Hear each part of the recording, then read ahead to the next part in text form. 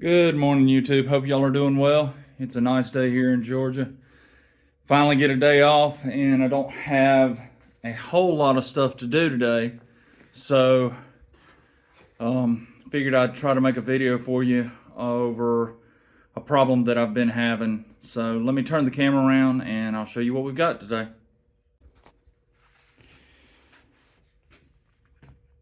So on a previous video, I talked about my new to me Millermatic 252 and how much I enjoyed this welder, how glad I was to have it, because my Lincoln, it's a good welder, but the lead broke on it and it was going to take about 3 weeks to get it. Well, issue I've had with this was gas flow, and everywhere I looked it talked about what the gas flow needed to be. And the cool thing with this Millermatic, so it's got these little charts here that tell you, if you're welding this thickness, here's what your suggested gas flow needs to be. So that's what I've been going off of. Well, the problem I had, the gentleman I bought it from said it had a new regulator. And I like this regulator. As you can see, there's a little ball down in the bottom. So when you start flowing gas, you set the ball height where you want it to be, and that gives you your gas flow. Well, let me turn, okay, the bottle's on. So let me show you let me tell you what has happened. So let's see if you can see it in here. Sorry about the camera work. All right, so you see the graduations, 10, 20, 30, 40. So I set the gas flow, somewhere between 20 and 25 for the welding I was doing. When I hit the trigger, the ball would jump up here to 25, and then it would slowly start leaking down, and it would hover somewhere between 5 to 10. So that's not what's supposed to happen. What's supposed to happen is the ball goes up while gas is flowing, and my screen decided to go blurry again. There we go. And it's supposed to hover at where you have it set. So, and the way you set this, you flow gas through it, and you adjust this knob, plus or minus, to get the ball hovering where you want it. When you shut the gas off or stop pulling the trigger, the ball drops and you have no gas flow. So went through, looked at everything I could think of, and I'll run you through the process of what I did. Problem, I go through kind of a checklist in my head. So the very first thing, do I have a full cylinder of gas? Yes, I did. I verified this with another regulator. I've got gas. So, and in fact, this is an almost new bottle, so I know it's full. So, bottle's good. Valve is good. I checked that. So we go to the regulator. And the guy said this was a fairly new regulator, but things happen. They can get dropped, they can get bumped, trash can get in them. So we disconnected the regulator from the bottle, and then the regulator from the line, cleaned it out, flushed it, everything looked good with that, all right? So then I went from the line to the back of the machine, took that line loose, blew air through it, it was clear, no problem. So we know that this setup, and in fact I knew this was good because the part came in for my Lincoln, I transferred this over to my Lincoln, it worked flawless. So, like I said, kind of going through the checklist to find out what the problem was. So I know it's not the bottle, I know it's not the regulator, I know it's not the hose going from the regulator to the tank or to the machine. So let's look at the machine and see. Okay, let me stop for a second and preface one thing. I am not a certified electrician. I am not a certified Miller technician. So if you don't understand this stuff, if you don't feel comfortable with it, please do not mess with it. Get someone who knows these systems to look at it. Even though the electricity is turned off, there's no power to this machine, there can be power built up in the capacitors, and if you touch the wrong thing, it can shock you and it will kill you. So please be comfortable with the machine before you start taking covers off and knowing it, or go get a licensed professional to do it for you. Like I said, I am not, so I'm not going to show you the electrical as far as wiring and things like that. I don't want anybody to get hurt. All I'm doing is a troubleshooting of what I had. Okay, we've checked the bottle, we've checked the regulator, we've checked the hose going back to the machine. We've checked where it connects into the back of the machine. So the next thing is the solenoid valve. So once you take the panel off, again, make sure the machine is cut off and disconnected from power.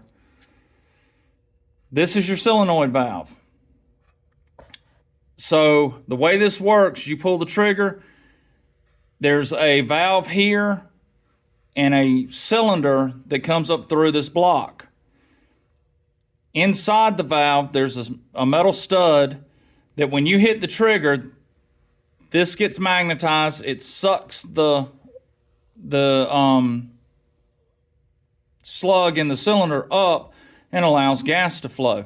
Once you release it, charge dies and it drops.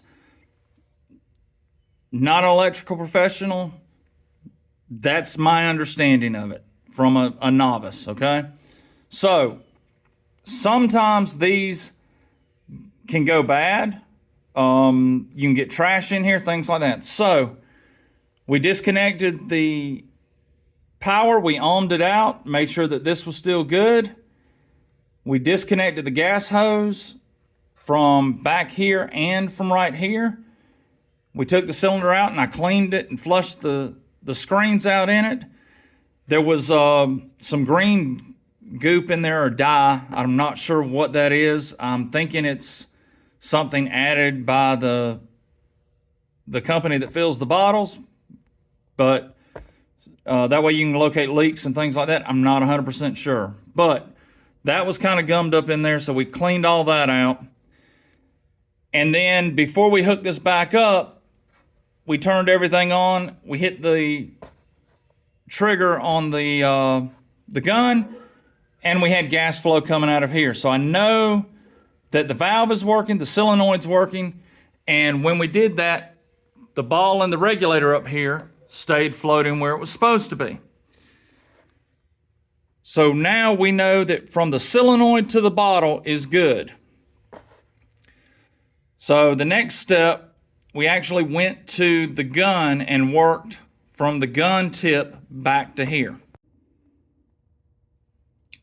So this is the tip for the gun. I've got the gas shield off of it. You can see the orifices right here. Let me see. Sorry about that. You can see the orifices right here that distribute the gas and help give you your shielding gas. Sometimes those can get clogged up with welding splatter, things like that. So I cleaned those off real good and made sure everything was good there. And then we checked the gas flow again. Pulled the trigger, looked up at the regulator, and the ball jumped to about 25 and then settled back down to 10. So still having the issue. But we were getting gas flow out of the tip, just not the right amount. So came back to the machine. Let me show you on this side. All right. So here's where the lead comes in. This is your ground. That's the lead for the welding tip. The wire runs through here, through the rollers, and then into the orifice right here, and it's fed out to the machine. A lot of times there's two O-rings on the end of this gun, and if those are not pushed in quite far enough, that can cause a blockage in your gas. So let me show you this.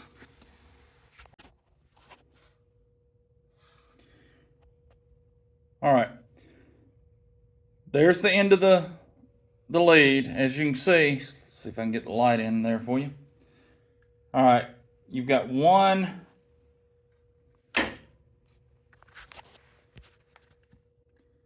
All right, so there's the lead from the welder. I pulled it out. As you can see, the wire comes in right here, feeds through.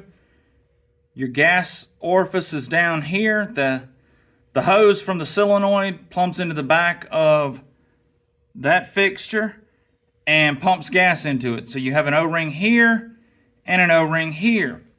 If you've got gas leaks, it could be because those O-rings are messed up and they just need to be replaced. So we checked the O-rings were good. And then I checked these orifices, and the orifices, So I checked those orifices, and they were good. So flushed them, cleaned them, made sure everything was good there. And so we know that those are clean all the way to the end of the gun.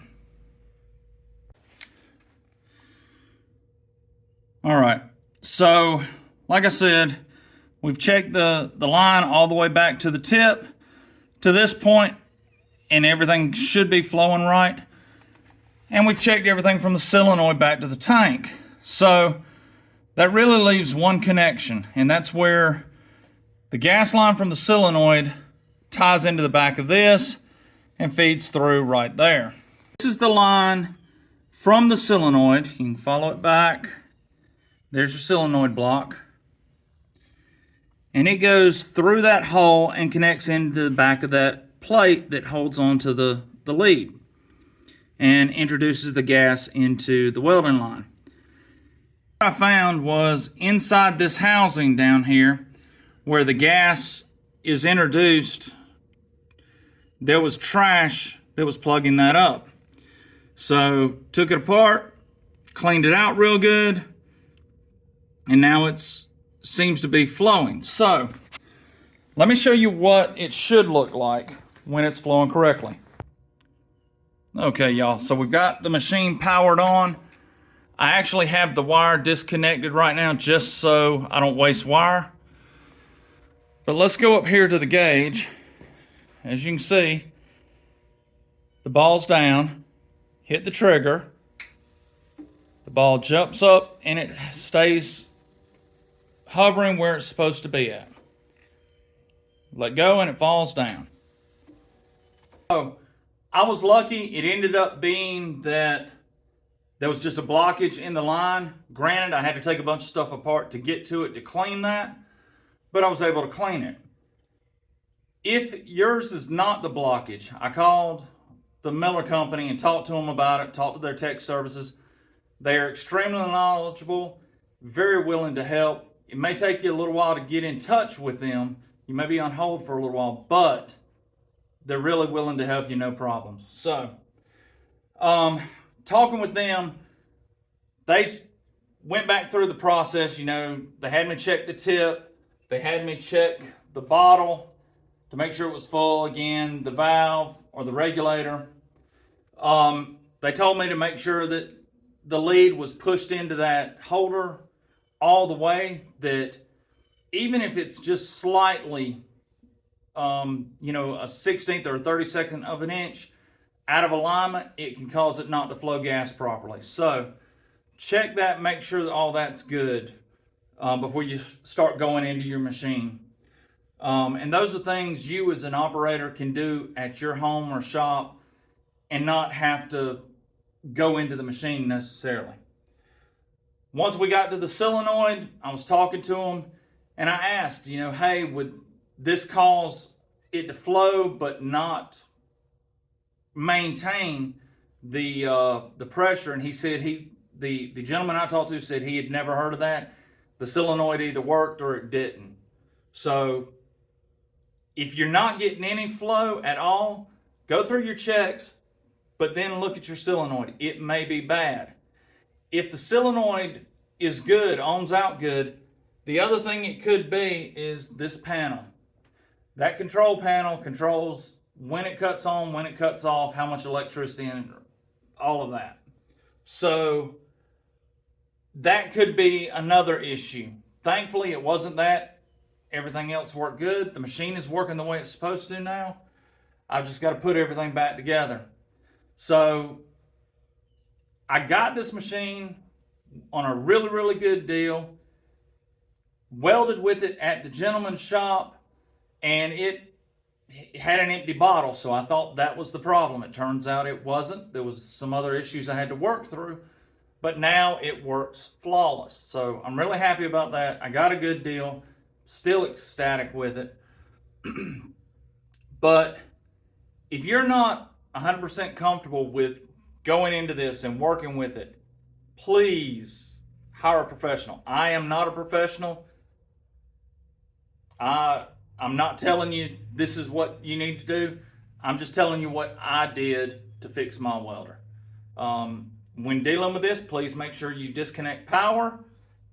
And remember that the capacitors can hold an electric charge. So even if it's disconnected from power, there can still be a buildup in here. It's very dangerous. So that's it. I've got a working welder and I'm excited about it. Wasn't in a position where I had to buy parts and replace expensive parts, which is great because I really didn't want to do that. But, you know, sometimes you have to. Okay, so the only other thing I ran into with this deal that was a little unnerving, and I should have known better, but it didn't occur to me when I purchased it. When I purchased it, I purchased the machine, the bottle, the regulators, 4 rolls of wire, all for one price. And even if the bottle didn't come with it, it was still a good price. But the gentleman threw the bottle in, and if you know anything about these bottles are very expensive. So being able to get one at a really reasonable price was great. Went to my gas supplier to refill it, and no go. It belonged to another company, and actually it belonged to a company that was out of business but had been bought out by a third company. So instead of remarking the bottles, it now belonged to the third company, and they just hadn't gotten it back in to remark it. So my company wouldn't fill it. I contacted that company, let them know, hey, I believe I've got one of your bottles, and they very adamantly asked to have it back. I can't blame them. These things are expensive, and you want it. It's your property. So got with them, carried it back to them, figured I'm at a loss. I paid for it, but it wasn't the person's to sell, so I need to buy another bottle. The company was very nice and understood. They said it happens, unfortunately, more than you think it would. And they had a customer-owned bottle that was full because they keep 4 or 5 of them on hand when they can get them. So they swapped it out for a bottle that is truly now mine. And all I had to pay for was the gas. They didn't charge me for the bottle. So it still was an aggravating issue, but it could have been a lot worse. So I'm very grateful for the company that helped me out. And my word of warning to you as a consumer is double check. Make sure that there's no stickers on it that say who it belongs to, or see if it's stamped on this collar or on the side of the tank here who may own the bottle. If it has a company name there, even if they're out of business, it's very possible that that company was bought out by another one, and now that other company owns the property. So just a word of warning when you're going to buy these cylinders, do your due diligence. You could still get bit, but as long as you try to do your due diligence, it's going to happen less and less. Hope this helps y'all. I know it would help me. Like I said, I went on YouTube. I found a bunch of troubleshooting videos for this model, but all of them were, it either had no gas or it had a gas leak. Mine wasn't necessarily a gas leak, it was just a gas flow problem, and I was able to fix it without spending any money. So good for me. So now we need to get back to the other projects. Hey, I hope you're having a great day. We picked up some new video viewers and subscribers. Welcome to the channel. I'm glad to have you. We do a little bit of everything here, but I hope you enjoy it. Thank you for subscribing. For those that have been here, thank you for following, and stay tuned.